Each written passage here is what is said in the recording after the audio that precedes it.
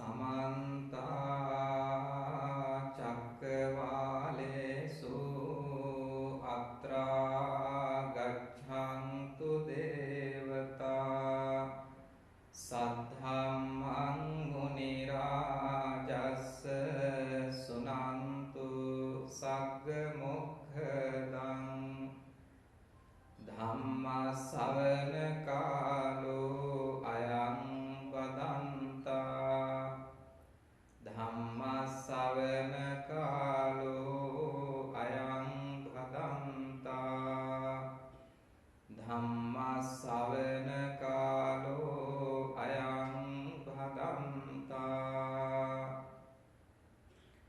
Namo Tassa Bhagavato Arahato Samma Sambuddhassa Namo Tassa Bhagavato Arahato Samma Sambuddhassa Namo Tassa Bhagavato Arahato Samma Sambuddhassa.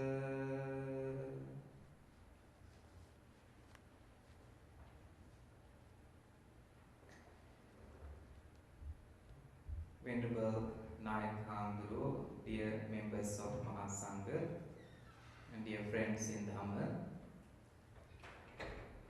Now we all are going to listen to the Dhamma. The topic for today's Dhamma sermon is, if there is no self, who attain enlightenment? So this is, as Dhamma explained, one of the Dhamma sermon conducted during this rains retreat. And you have been listening to so many Dhamma talks. Among them, this Dhamma talk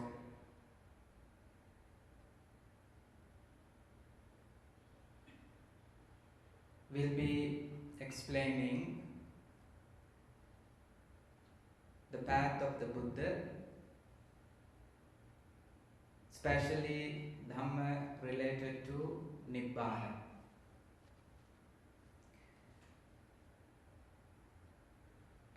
I think a few months ago, when I was in Ottawa, Dhamma phoned me and asked to provide 2 topics for my Dhamma sermons. So second topic that I chose is, as I mentioned, if there is no self, who attain enlightenment. There was a reason for that.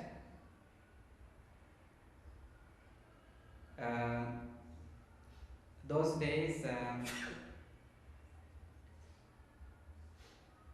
this question was asked by some of my friends, especially a lady who came to our temple to practice meditation, and she has been to many other places to practice meditation as well. And she has been doing this for 2-3 years, and she borrowed lots of books, and one day she came carrying all those books to the temple and handing over those books to me and said, "Bhante,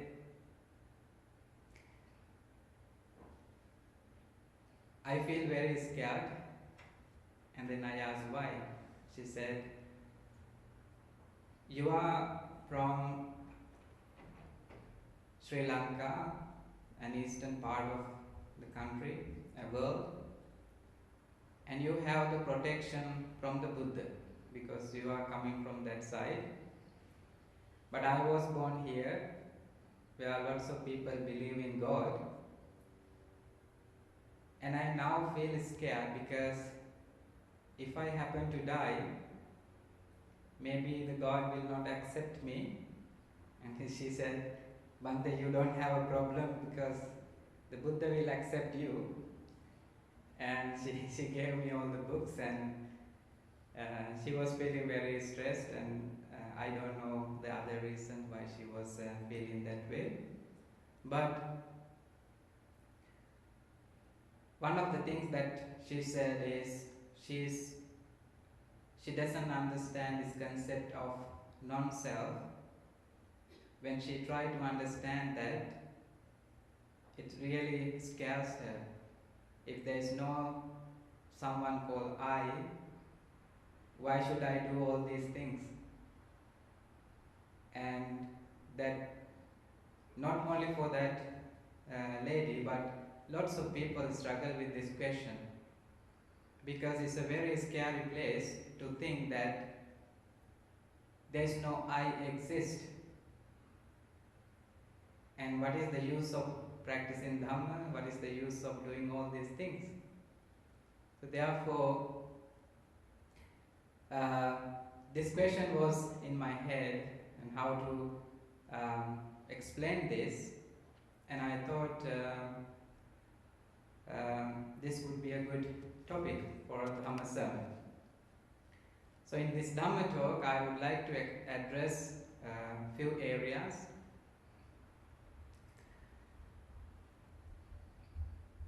This include the nature of our mind, our life, and the unique discovery of the Buddha, which is known as Paticca Samuppada, and how one can liberate oneself without feeling scared by knowing the Dhamma. So these are the areas that I would like to explain during this Dhamma talk. So there are many discourses that I found where the Buddha explains the Nibbana, the path to purification, directly. In this Dhamma talk, I will narrate some of those suttas as well to explain, especially the Paticca Samuppada, which is the basic, the fundamental structure of our whole life. What's happening in our life and what the Buddha was discovered. There's a little story. This story comes when someone trying to explain the nature of Nibbana and to say that how difficult it is. There was a turtle and a fish. They were very good friends, and they were living in a lake. One day, the turtle decided to go out and walk around and see what's beyond this water. And he went and he saw beautiful things, mountain, rocks, flowers, and so many other things which is not seen in the water. And the turtle returned and met his friend, said to the fish that, I saw all these things outside of this water. And the fish is listening, and the turtle is trying to explain how the rock is, how a flower is, how he walked, and the fish couldn't understand. It was all beyond his experiences. He could only feel the water, how to swim, and what was there. The experience of outside of the water was unperceivable for the fish. In the same manner, when it comes to Nibbana, the state, the cessation of suffering, and that emotional state is not easy to explain, because Nibbana is not an experience as we experience by using the things that we use in our daily life, the things that we perceive in our daily life. So therefore, it is not an easy thing to explain the nature of Nibbana, but what we can understand how to attain that state of mind. And there are examples. The Buddha says the nature of Nibbana. One of them is, imagine there is a person who is being imprisoned for so many years in his life. One day, he come out of the prison and he is not guilty anymore for anything. He is completely free. In Dhamma it explained, when someone has experienced that freedom, it's just like Nibbana, where there is no someone to guide, someone to control, no any bonds. It's a complete freedom, emotional freedom. So therefore, there are many different examples, similes, but it doesn't give the complete experience of Nibbana, because our language, the word that we use, are not capable of explaining that state of mind which is beyond the word. Our words are always associated with what we see, what we hear, what we taste, the worldly things. Nibbana is not a worldly thing. It is beyond that worldly experience. So therefore, it is not easy to explain Nibbana, but we can understand how to experience that and what is the path that Buddha was teaching us. There is a discourse called Attinuko Pariyaya Sutta. I will ask question at the end of the Dhamma talk, so you may have to remember. Attinuko Pariyaya Sutta. The meaning of that is there are a criterion. So in this discourse, the Buddha was telling monks is the criterion whereby a monk, apart from faith, apart from persuasion, apart from inclination, apart from rational speculation, apart from delight in views and theories, could affirm the attainment of enlightenment.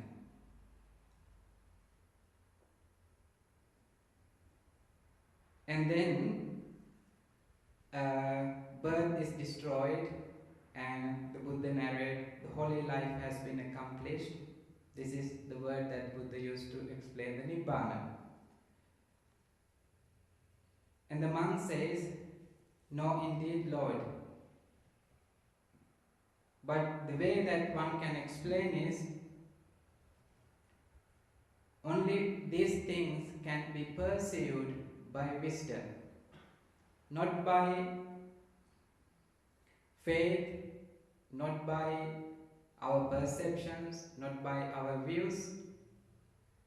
The experience of Nibbana, the cessation of suffering, can be said, explained, and feel by wisdom. How it happens. Imagine that you try to meditate and you may see your mind, how your mind is working. If you have anger, you see the anger in your mind. If you don't have anger, you may see, I don't have anger in my mind. If your mind is restless, you may see, oh, my mind is very restless. And if it is peaceful, you may see, oh, my mind is peaceful. How would you explain this? Do you need faith for that? Do you need your speculations, your ideologies, views, perception, all these things? No, it is just an awareness of the mind. So whatever we do in terms of sabda, all these things is towards that experience. But when it comes to that experiential level, there is only a huge amount of awareness. Awareness of the mind, awareness of the body. Whatever in mind that person see it clearly, and there is no other things that we need. It's just an awareness of the mind. So that's why Buddha said that can be said only by the eye of wisdom. So therefore, Nibbana, the cessation of suffering, and that state of mind can be explained by wisdom. So then what is wisdom? Wisdom is, in this sense, is the complete awareness of the mind itself. Is it easy? So in our life we all try to attain Nibbana, right? So the whole purpose of our Dhamma practice is to attain Nibbana. How many of us has already attained Nibbana? And how many years that we have been practicing this Dhamma? And how many more years we want to practice this Dhamma? So we still questioning, we still want to attain Nibbana. We all doing all these kinds of things in terms of attaining Nibbana. But if someone asks, have you attained Nibbana? No, I'm still trying to attain Nibbana. And our life will end, and we may be still trying to attain Nibbana. This is a very interesting part of our Dhamma practice. How many years that we really want to do this? And we may not be accomplished, and still we will be doing all these things, and we still don't know what the Nibbana is. Whether I have attained it or not, am I delusional? All these questions might come in our mind. So this is one question that we all should ask from ourselves. Have I really attained enlightenment? The word used for Nibbana, the commonly translated word is enlightenment. Enlightenment has different connotations, especially when it comes to Western world. Enlightenment comes with knowledge, basically by realizing something, by gathering more knowledge. But the term Nibbana is not something that can be experienced by gathering lots of information, lots of knowledge. It's a personal experience by understanding. So now, in order to understand Nibbana, we need to understand how Buddha has explained this. Once there was a monk called Kachana. He came to the Buddha and said, Lord, right view, it is said, to what extent is there right view? So the question this monk asks, everybody says right view and right view. To what extent is there right view? If I ask you that question, what would be the answer? Sammaditthi, the right view. We call it is right view, we need to have right view. To what extent this monk asks the right view is? The Buddha says, by and large, Kachayana, this world is supported by a popularity that of existence and not non-existence. You can ask questions at the end. Please try to give your mindful attention, because these words may not be the words that you often listen in Dhamma. Attitancha, nattitancha. These are the two words in Pali the Buddha used. People believe existence and non-existence. When some sees the origination of the world as it is, with right discernment, non-existence with reference to the world does not occur to him or her. So there are people who believe about non-existence. Nothing exists in the world. Maybe the emptiness. There is no anything in the world that exists. But those people, when they understand the origination of the world, people talk about how the world has origin.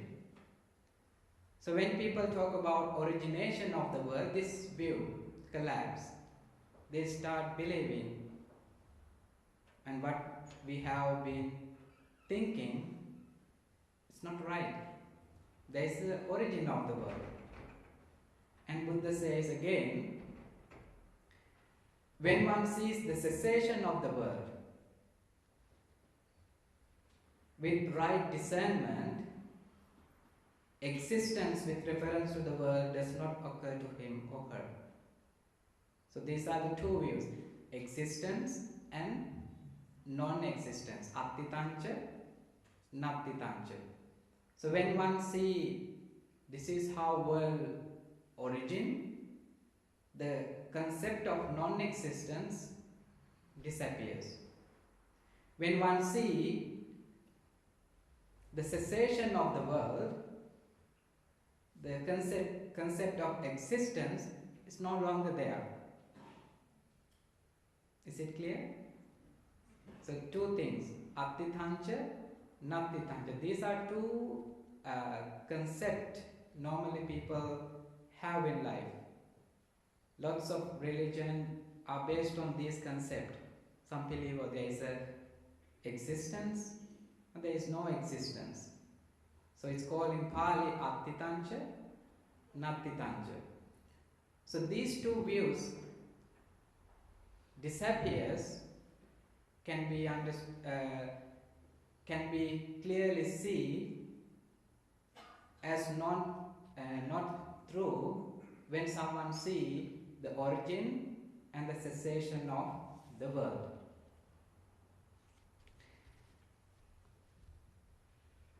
And then Buddha said, everything exists. That is one extreme. Everything does not exist. That is the second extreme. So these are two extremes. The one is existence and non-existence.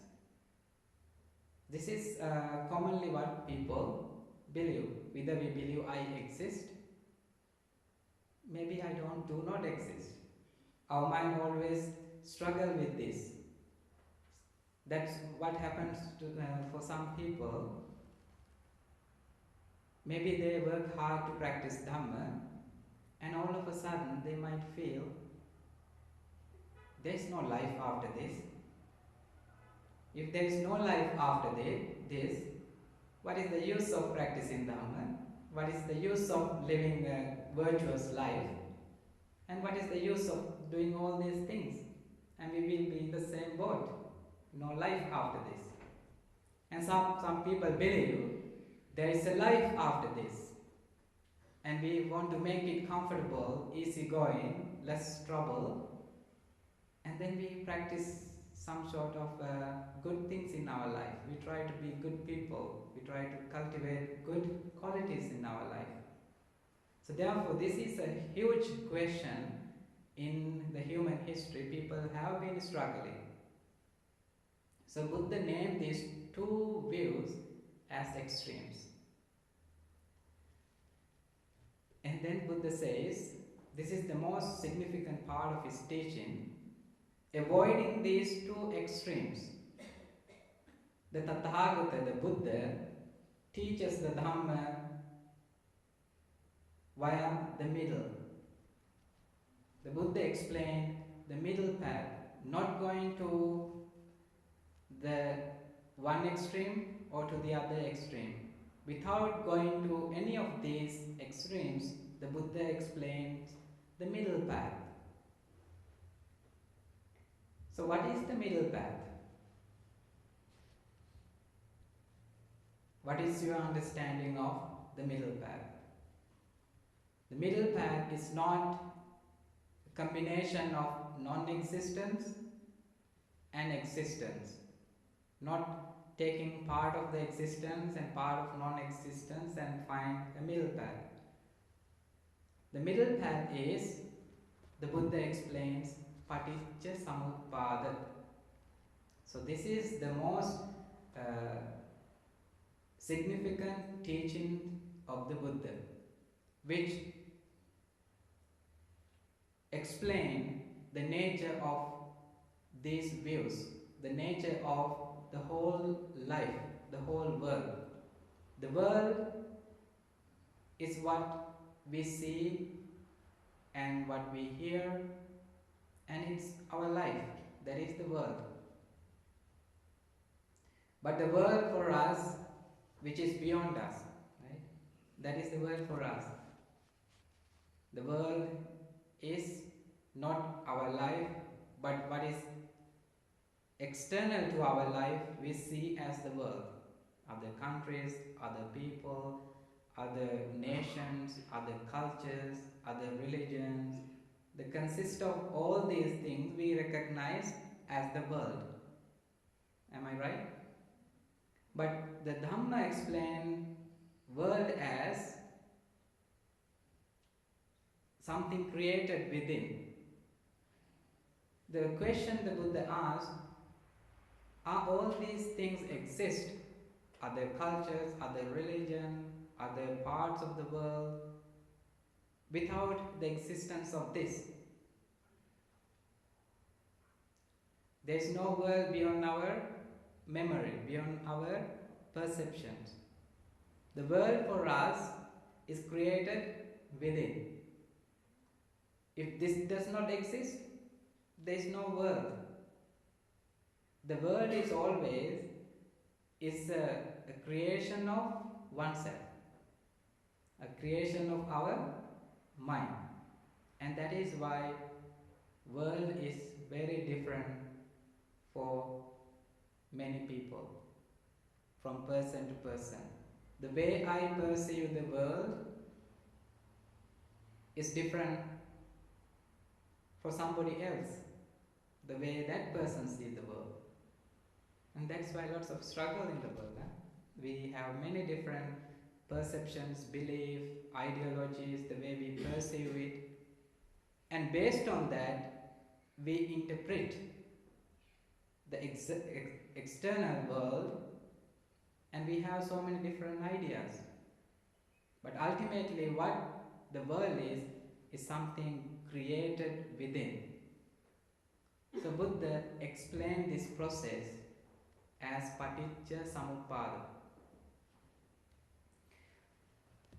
Who understand paticca samuppada? If I ask you, Can somebody explain what is Paticca Who can explain it from the beginning to the end?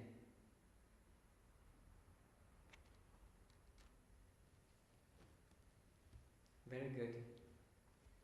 Avijja paccaya sankhara, sankhara paccaya vijnana, vijnana paccaya namarupa, namarupa paccaya salayatam, salayatam paccaya phassa, phassa paccaya vedana, vedana phassa. Yeah. So it's a sequence of events, like cascade kind of events that leads to the birth and death and rebirth and death. So it's a cycle of. Yeah. Very good. So you said that in Pali, avidya paccaya sankhara, sankhara paccaya vijnana, vijnana paccaya namarupam, and so forth. The question is, we have to reflect as well what is meant by this process and how much I see this process in my life, and that is what lead one to attain nibbana, the cessation of suffering. Let's go one by one, and I know there are people who have listened to Dhamma, have good knowledge about this concept, and you can refresh your memory as well, and you can contribute to this Dhamma talk as well. The first one is, before we go to those elements of Paticca Samuppada, we have to understand what is Paticca Samuppada. Paticca Samuppada is, there are many different translations for this. Some says causality, some says dependent origination, and so forth. The idea of Paticca Samuppada is everything that exists in the world are based on causes and conditions. It can be material and immaterial. Everything we perceive and exist and taste, see, touch, everything in the world are based on causes and conditions. This house, for example, is a combination of many resources and come into be as a house.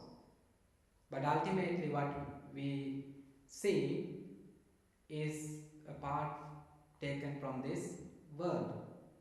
We make it as a house. But ultimately there is no house. But there is a house as well. So this is, when someone says there is no house, it goes to non-existence. When someone says there is a house, it is existence.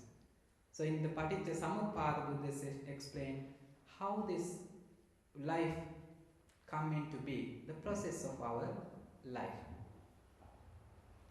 Avijja paccaya sankhara. The first word is avijja. Avijja is, that is the most popular word, ignorance. Let's say there are some people who knows mathematics, and there are people who knows mathematics. And those who does not know can say, I am ignorant to mathematics, I don't know. And those who know may says, I know mathematics, therefore I have a good understanding. Avijja is not like this completely. Avijja is the state of unconscious mind. Unconscious mind is most of the time in our life, we are not conscious enough to notice what is happening. Are you always conscious? No, we are not always conscious. And you may appear as listening to my Dhamma talk, maybe you thinking of something else. Maybe you do not know that you are thinking, but you may think that you are listening. And that is how unconscious is, unconsciousness. It's a very subtle state of our mind. We are not fully aware of what is going on in our mind. Avidya comes into being when the way that we perceive the world is through our sense doors. Eye, ear, nose, tongue, body and mind. So those are the sense faculties, sense doors. Is there anything that beyond these experiences? There is nothing. That's why when some people talk about heaven, we picture based on our experiences, but we don't know. If someone can recall the memory, that person can maybe experience that, but we don't know. We always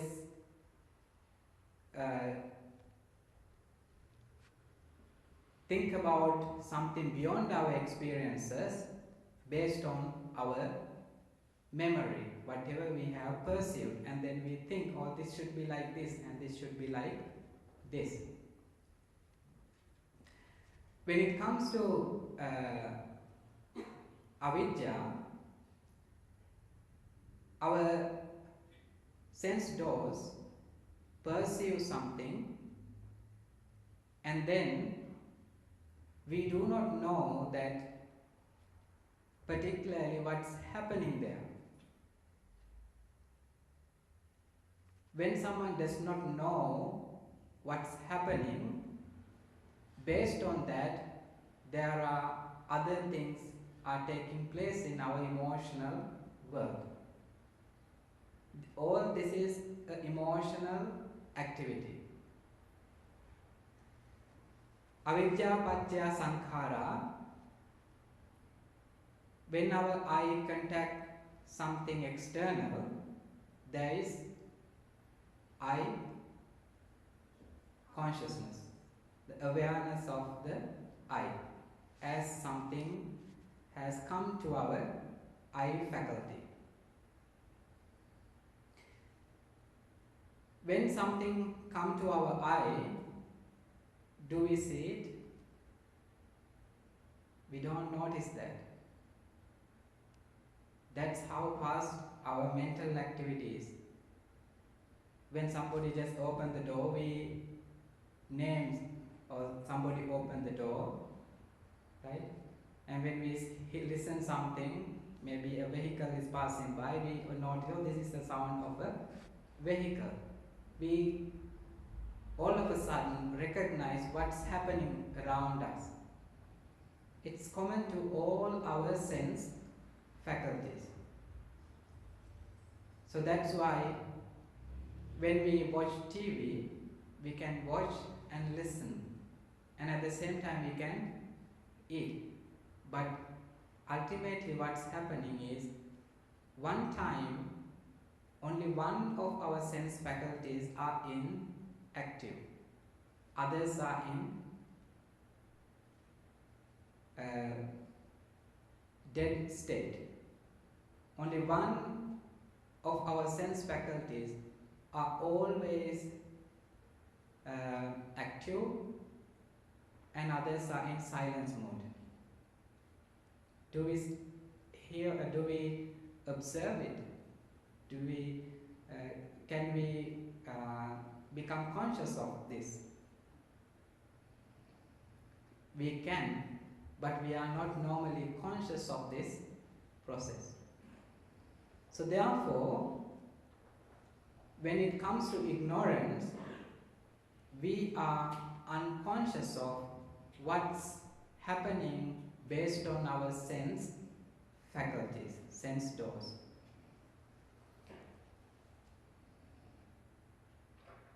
And then when it comes to the next part, the Buddha says, avidya paccaya sankhara. Because of this ignorance, or because of this unconscious state of mind, conditions come, or fabrications, sankhara. So this is also a good, a very important part in the Paticca Samuppada to understand what is sankhara is. Sankhara has many different explanations, and Buddha has explained in many different ways, but sankhara simply means conditioned things. Whatever conditioned is called sankhara. There are vaci sankhara, mano sankhara, and kaya sankhara. Here, mainly is a mental activity, what's taking place in our mind. So when we don't see what's happening, and then what happens is we perceive that as something pleasant, unpleasant, as or neutral. If we don't like it, based on that we start rejecting those things, and if we like something, then we attach to it. So like this, we create lots of things in our emotional world when we are not aware of what we are perceived through our sense faculties. And based on that, avidya paccaya sankhara, sankhara paccaya vijnana. What is vijnana?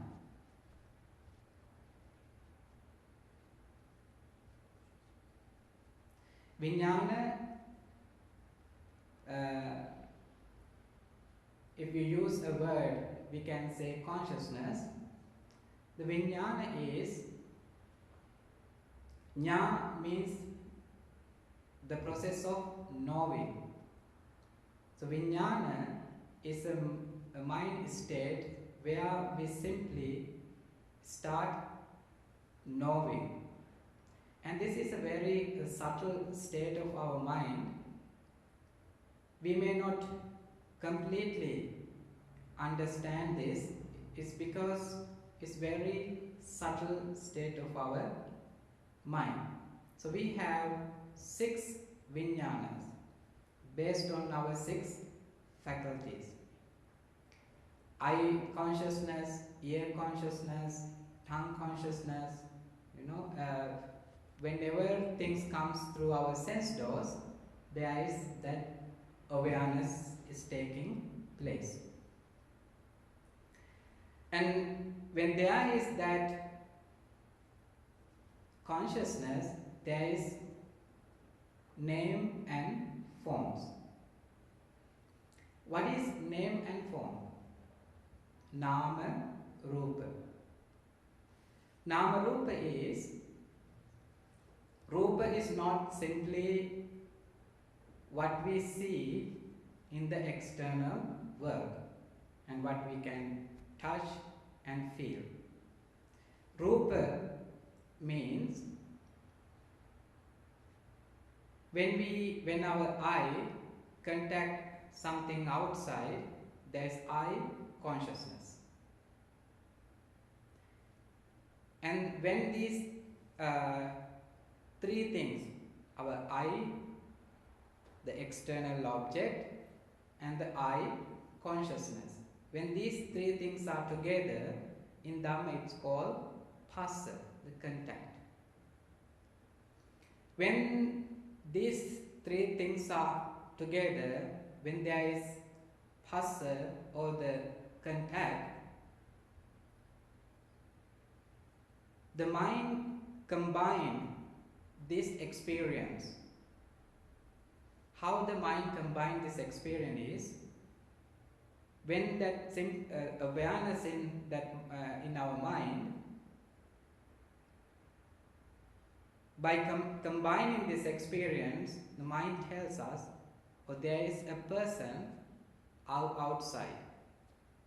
And what happened, the mano-vinyana, or the mental state of our mind, by combining this experience, telling us there is an object in front of our eye.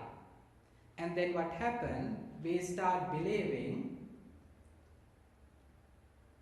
beyond my experience, there is someone exists. There is this person exists. There is a house exists. Is it clear? So what's happening is, based on our contact, which is the eye and then external object and the eye consciousness, that simple awareness of the eye, when these things, the three things are together, there is eye, the phassa, the contact, and these experiences combined together by mano-vinyana, the mind consciousness.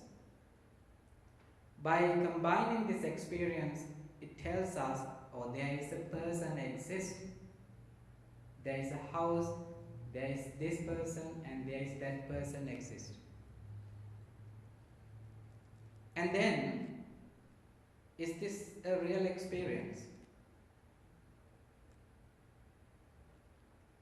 This is not a real experience. Eye consciousness. Chakku vinyana comes after eye consciousness and between eye consciousness and mano vinyana. Chakku vinyana is that simple awareness of the eye, where an object has come to that awareness. And the mano vinyana is where that awareness combined with the external world, telling us, oh, there is someone exists and there is something. But simply what is happening is, what we see is what created by our mind. When it comes to seeing, the action of seeing, we are not seeing what is really exist. We are seeing what created in our mind. So this is a very subtle experience of our life, our world, our emotional world. So that's why it said, no one can get into the river twice, the same river. Even though let's say husband and wife living together for 50 years, according to Dhamma, the husband can never see the wife and wife can never see the husband. What we see is a creation of our mind. So this is a very interesting part of our Dhamma, what the Buddha discovered. No one in the world can ever see what is really in the world. We only see what is created by our mental experience, by our mind. And this subtle experience is called nama and rupa. So the rupa is not only the external thing, rupa means forms, also rupa means pictures of the mind. So how many pictures that can be taken? The pictures are taken by our sense doors. There are eye pictures, ear pictures, and so forth. All those, whatever arised in the mind, are called forms. And that is what tells us there is a person exists, there is something exists beyond our mind. And that is why we are going after looking for them all the time in our life.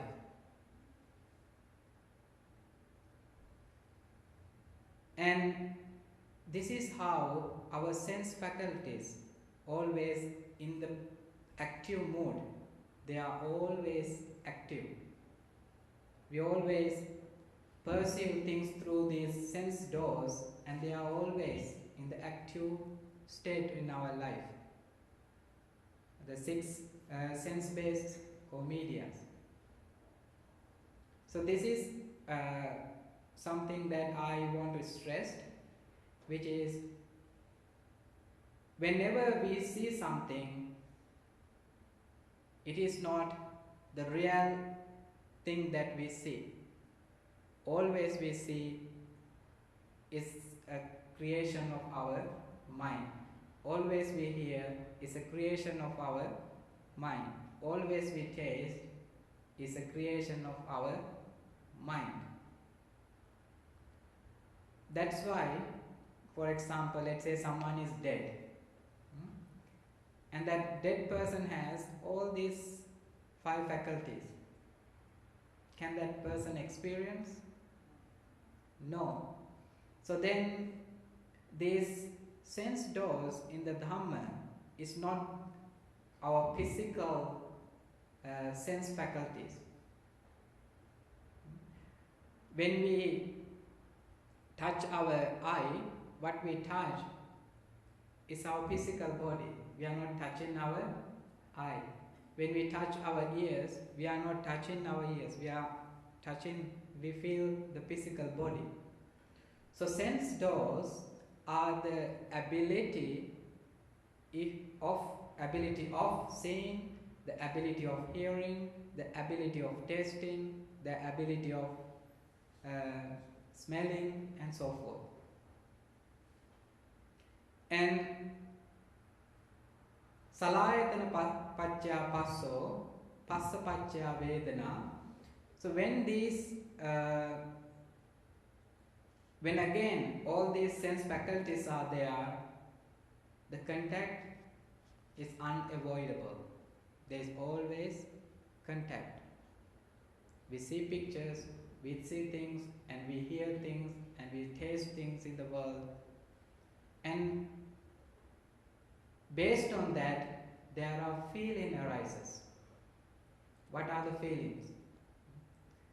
The feelings are also creation of the mind.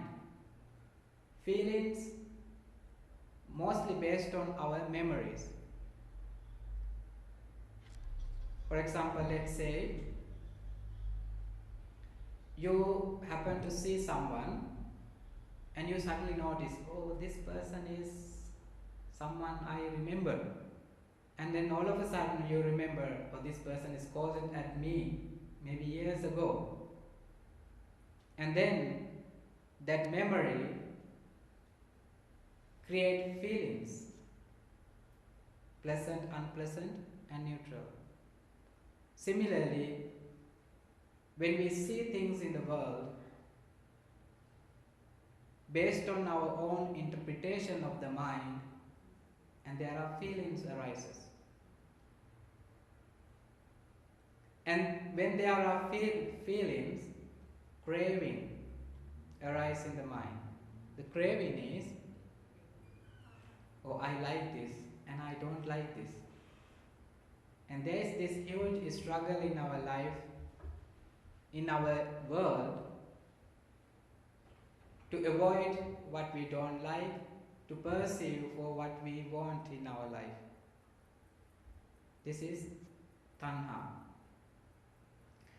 Tanha pacca upadana. Upadana means clinging. So the clinging is, When there is this craving, in the same process, what's happening in our mind, we personalize things. How do we personalize? We personalize as mine and myself. So how many things you have in your life that personalized as mine and myself? How do we personalize? When we don't like something, we personalize it as I don't like this. When we like something, we personalize it as I like it. That's why when someone is in love with somebody, it happens by personalizing the person. Personalizing maybe the smell, maybe the appearance, maybe the words. Right? There are so many things that we personalize based on our experience, our own interpretation. And once we personalize, we don't like someone to take that person away from us. And that's why if someone start loving that person, we start hating that person. And when someone who we do not like start associating somebody we like in our life, we don't like it. It's because we have personalized our own experiences. It can be positive or negative. So we personalize lots of things in our life. This is called clinging. And this is where self are being created. When there is no personalizing, there is no self. So imagine you don't have anything in the world that you like or don't like, you hate. Is there self? Once you close your eyes, there is nothing that comes to your mind as mine, myself. And is there a self in that mind? The self, the egoistic mind, comes by personalizing our experiences. And this is a very strong emotional state of our mind based on our mental experiences, based on our own interpretation of what's happening around us in our life. We personalize them. And this is where the problem starts. By craving, we clinging start, and when the clinging is there,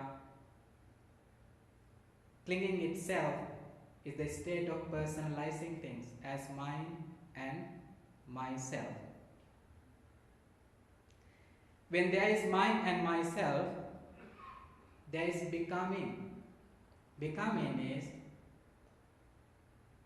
when we close our eyes, there is a world that exists for us. And we want to hold onto that world. And that is called becoming. And is that a true feeling? No, it is a creation of our mind. This is where the problem is. And this is called continuously we are going after things in our life over and over again, looking for things in this circle of samsara over and over again. When there is becoming, there is birth. So this birth is not a birth, particularly a baby is born,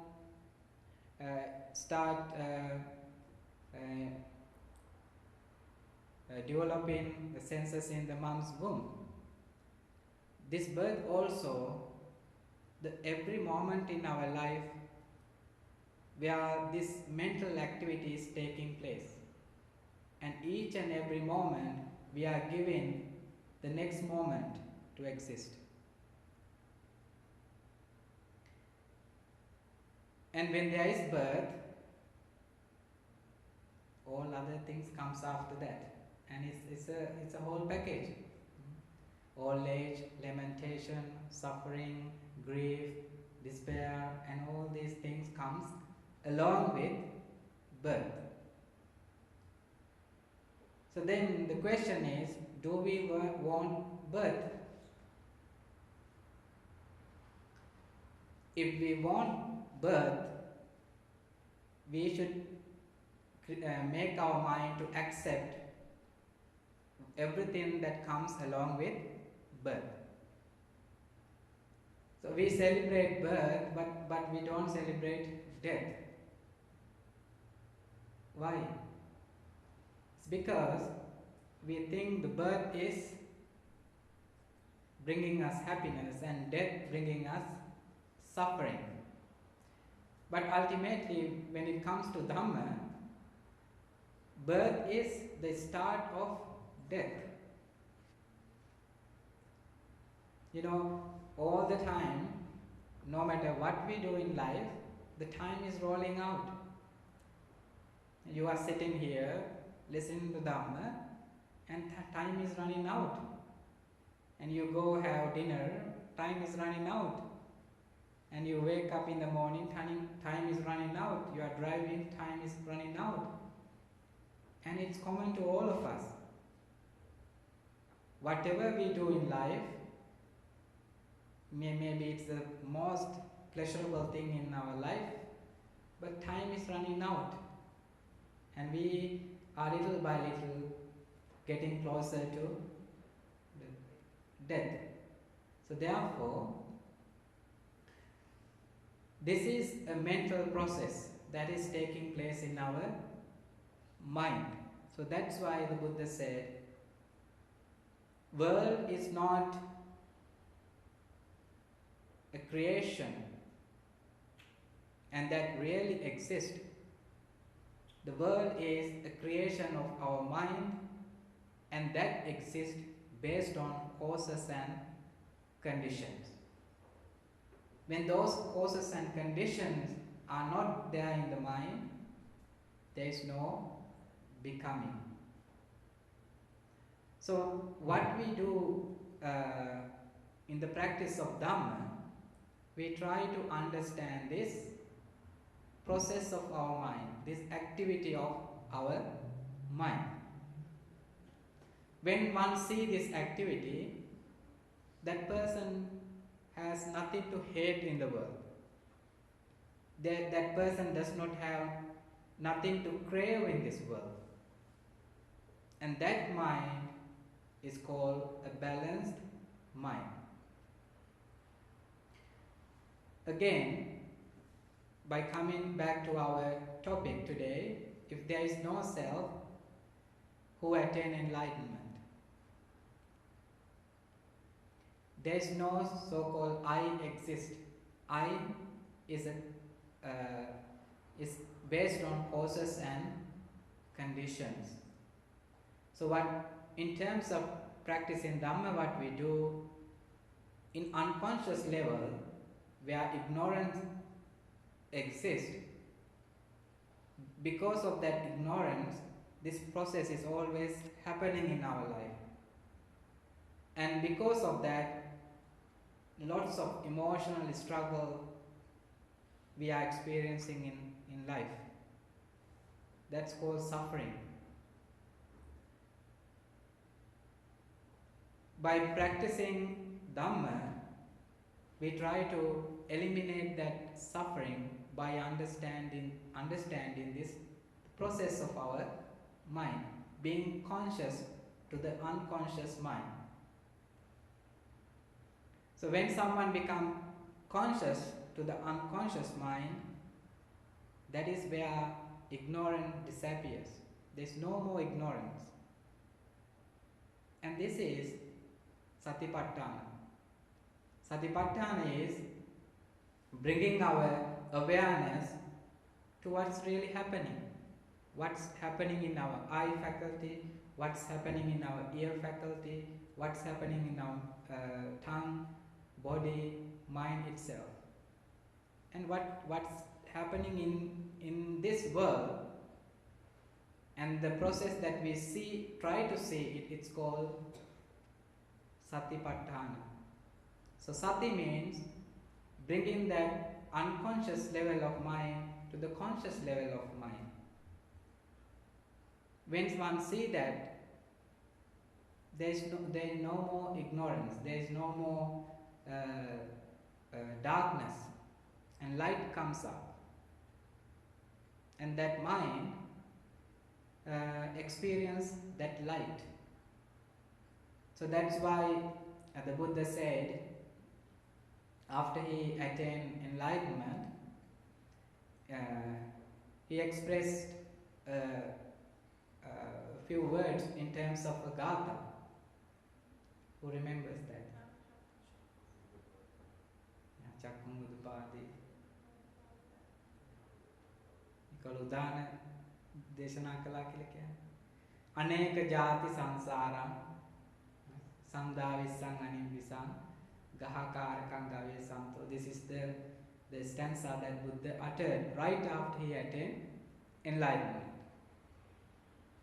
What the meaning of that is, after seeing this emotional process, the Buddha said, I saw the builder of this house. He named the house as this life. I saw you, I see you completely. I see the builder of this house, and I have seen you 100%. And then Buddha said, there is no more creation. You can create again and again suffering in my life, because I have seen how suffering has been created in my mind. So this is the word that Buddha uttered. So the house is our own emotional process, how suffering arises in our life. Once we see that, that is the most effective way to experience life in a positive attitude, and to experience life in fully.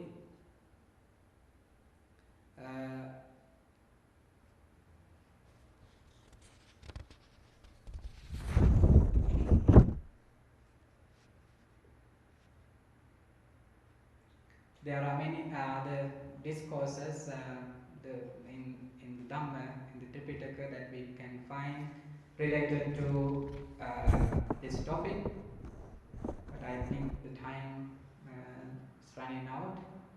So I would like to open up, if there's any questions or comment, you can take a moment to share.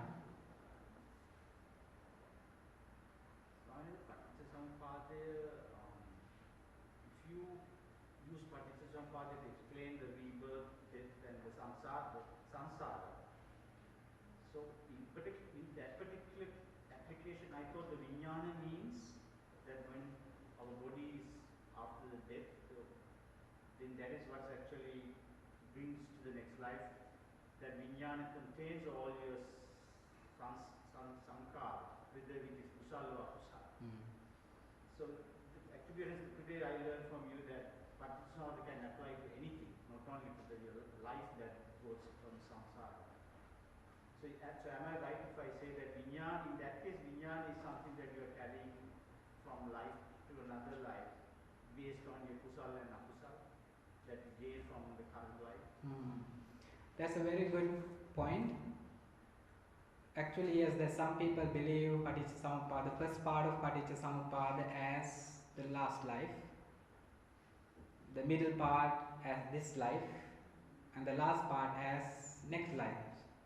But Paticcasamuppada is what's happening right now, what's really taking place in this present life. And that is what is become the cause for the next moment. So the next moment can be a birth,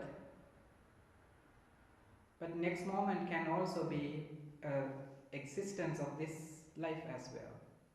So birth and death in the Dhamma is taking place all the time. The process of vijnana is always taking place in our life. So that's why the Buddha says there is no person who goes from this life to the next life. It's a notion of impermanence of this emotional process. So that's what actually the Buddha tried to explain. That's why Buddha says when someone sees this paticcasamuppada now, that person destroy birth and death. There's no more both birth and death, because birth and death is also a concept, and it's happening all the time. And that person does not prepare for birth. We prepare for birth and we prepare for death because we believe that there is a person exists. We have Atmavada.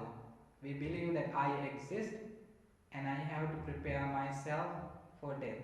That's why people give Jiva Mataka Dana. And I don't see actually the point, personally, why people give Jiva Mataka Dana. It's good in the sense to cultivate good thoughts, but when it comes to the Dhamma,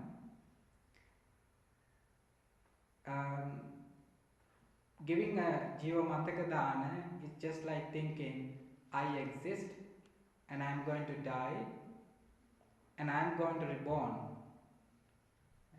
But it's completely opposite of Dhamma. So the Buddha says, birth and death is happening all the time. I have to, I'm going to take a few minutes and based on his question, I'm going to ask you, you know these 12 things that he mentioned in Bali, right? Mm-hmm. I spent some time looking at and getting in. So, the first two, ignorance and the volatile formations, avijja and sankhara. That is, please bear with me, it's going to take a few minutes. It's put into a category called past causes. Then the next four, consciousness, vijnana, body, the mind, sixfold base, and content, is the present effects. Then the next four, feeling, vedana, craving, tanha, clinging, upadana, and becoming bhava, is the present causes. And the last one, the birth, jati, and old age, jara, the future effects. The question I'm asking is, Buddha clearly said, and you repeated it, if somebody sees Paticcasamuppada, he sees the Dhamma. He has been very clear about it. My question is, can you explain how or what he meant by saying when you remove the previous link? For example, if you remove birth, the old age is not there. Meaning, when the cause is... I get your question. Yes. How does that work? I would encourage you to listen to this Dhamma talk again. I think I have been explaining that. It's a very good question because it shows that you have been listening carefully. If I'm going to explain that, it may take another long time, so I'm not going to explain that. Paticcasamuppada is simply a process that's happening right now, in each and every moment in our life, based on our own experiences. So that's why Buddha says, when someone sees the Paticcasamuppada, that person realizes the Dhamma and attain Nibbana. And if someone thinks this is belong to past, this is belong to present moment, and this belongs to the next life, it becomes very complicated. The Buddha is not to teach the past life or the future life. The Buddha is here to teach what's really happening right now. When one sees what's happening right now, that is the same thing happened millions of years ago, and this is the things will continue to happen in the future as well. So therefore, past has gone already. This is the same process what happened in the past, and this is the same process will happen in the future. If I'm going to continue, and this will continues to go on and over again. So you're asking not to put those into those 4 categories. Just look at the 12 things the way you explained it. I'm not asking the way I explain, but I am asking to give more close attention and study more the Dhamma, and yes, try to reflect on them, so that will help you. If you can read more suttas as well, there are many other discourses where Buddha has explained. Bhante, just a very quick question. When you mentioned that there are forms, and then you have your experience, you mentioned that forms are not just physical forms. Did you mean that this mental type of form is the Pancha Upadanaskandha that you raise inside yourself? Yeah. What is explained here is Pancha Upadanaskandha. So, yeah. Another simple question. I promise it's my last question. According to the Sankaya Ditthi, we always think that we don't want to cling on to anything called myself, I. But sometimes I feel it has a contradiction that when I think everything I don't want to cling on to, but I want to cling on to my samsara, thinking that, oh my God, I don't want to be reborn. I want to gain nirvana. It is there, I think it is still there's limited samadhi. Why I have to gain nirvana if there's no person called I? If there's nothing that I want to cling on to, why I am clinging on to nirvana? Yeah, it's a very good question. There is no person that we guide to attain Nibbana. Nibbana is a process where we learn the life itself. The more we learn the life itself, we find there's no person that can take from here to the enlightenment. So in that sense, the enlightenment is the process itself, the process where we understand life itself. And it's very common to have those questions because our mind strongly believes that I exist, and it's a very strong feeling in our mind, and all the time that I know that I exist, that's I want to talk, do things, and that's a very strong feeling. And it's that's why Buddha says it's not easy process, but it takes more time, energy, and reflection over and over again, because we come back to that I. Even though we rationally think all these things, we again come back to that, and again we come back. So it's an ongoing process.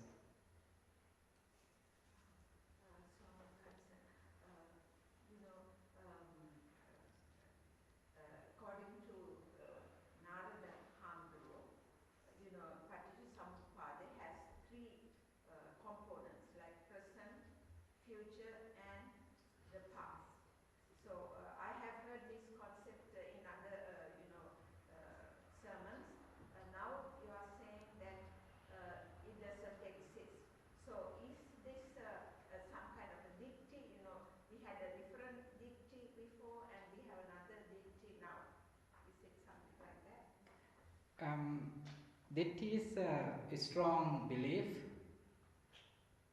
So this is not a belief, this is an understanding. If someone believes strongly, and then it's not easy to change it.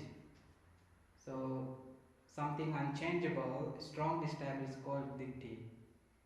So but your understanding is you are open to investigate more.